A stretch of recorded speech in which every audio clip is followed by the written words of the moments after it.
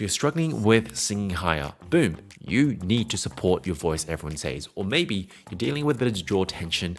You need to relax and sing from your diaphragm, says another. Chances are you probably come across this. Maybe you've been told that you need to support more, you need to sing from the diaphragm more, you need to sing from the belly a bit more. Maybe you need to flex like you're going to the bathroom. Now, today I want to share with you why I don't think support is the answer for everything. And if you've been trying to get support or understand support for some time, but you feel like you're still kind of stuck and not really seeing the same results, there's a pretty good chance that you need to be looking elsewhere. Now, real quick, for those of you who don't know me, my name is Ivan. I'm a voice teacher who works with students from all around the world over Zoom.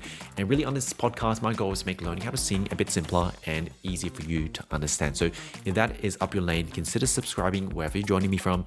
If you want to improve your voice faster with less of the headache, I do work with students privately and I do have some self-study programs that can help you move forward. Check out some of the links down in the description. Last but not least, if you want to inspire our next episode, leave a comment down below. Let me know what you want me to talk about next. Anyway, let's dive in. Now, first of all, managing your air is very, very important. If anything, some of the exercises I get my students to first do is this. Really managing the exhale. Without air, there will be no sound in your voice anyway. But what I am trying to point out is there are plenty of you who are bashing your head against the wall, trying to figure out this concept of support. And you keep thinking that this is a solution. And you might even be thinking that maybe you just don't get it, right? Maybe you can't get it. But as I said at the beginning, there is a good chance that you might just be looking at the wrong area. I mean, have you thought about it like this? How does support actually help you with singing higher? Like from a pure physiological or mechanical lens, how does this actually work? You see, for a lot of us, when we think of singing, or maybe you don't even think of this at all, the imagery that we kind of have is I have air in my lungs, I might feel it in my belly a bit, and I just kind of blow air and it kind of meets this kind of vocal folds that someone has told me is in the larynx, and it kind of vibrates, right? And it vibrates and it creates a sound. And so we spend a lot of time optimizing for this, right? Trying to get this right, trying to make sure this is perfect. But what we don't realize is that if we look a bit deeper, really what's happening is as I'm blowing air against my vocal folds, there are adjustments at this vocal fold level that can make a world of difference.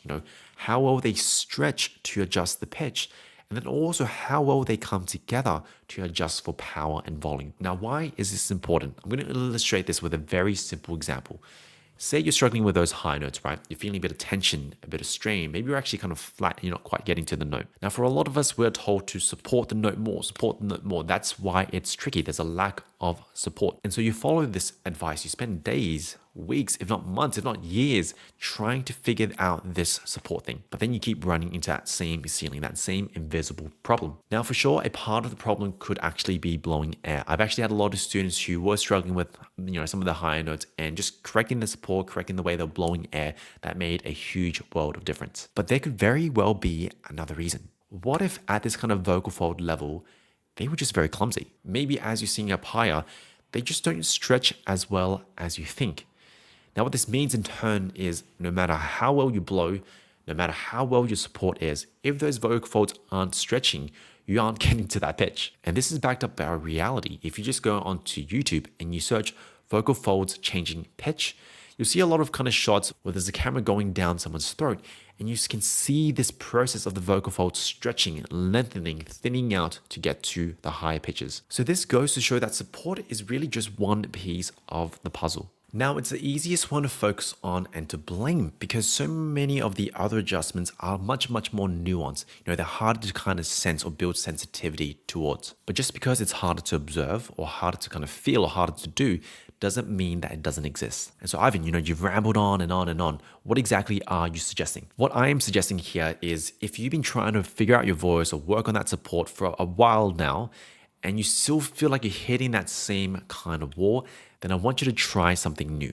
For a moment, take a step back from figuring out how to blow air, or figure out how to support the voice, flexibility, that kind of thing, and start to really build some sensitivity to the sensations, the feelings associated with the adjustments at the vocal fold level. How does it feel like for the voice to kind of stretch and change pitch without anything else changing? So no extra volume, no changing in the kind of vowel. Now, these are still going to be guesses, right? Because we can't always see the vocal folds, but these sensations, especially if you can notice them, can be a really good cue.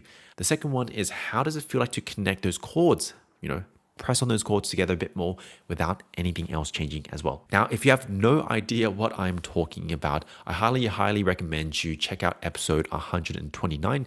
This is where we talk about isolating the stretch, kind of getting a good idea of what that could feel like for you. Anyway, that is all. If you found this episode useful, please share this with a friend or family, or if you're on the podcast, leaving a 5-star review. That really means the world to me, and it can help this channel grow faster.